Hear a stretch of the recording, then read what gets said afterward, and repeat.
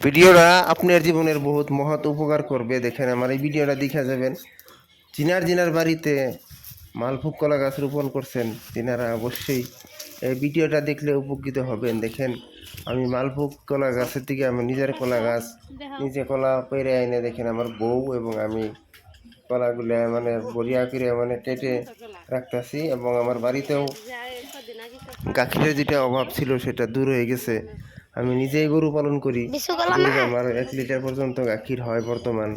আমি ওই গাখিরটা আমি নিজের আমার বাগানের কলা দিয়ে আমি কত সুন্দরভাবে আমি নিজের ক্ষেতের ধান দিয়ে আমি খাওয়া খাইতে পারো, কত সুখের খাওয়া হবে আপনারা চিন্তা করেন। দেখেন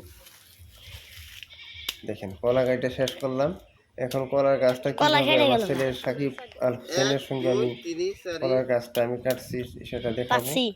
দেখেন 4 কান্দা কলা হয়েছিল। বাবা সাকিব খান সাকিব হোসেনকে আমি বললাম যে একটা কাশি নিয়ে আসো, আমি কলা কাটবো। এই যে কাশি নেওয়ার সঙ্গে সঙ্গে কলা গাছটা কেটে বাগড়াই দিচ্ছি। অবশ্যই 2টা কলা ওইখানে পাইকে গেছে।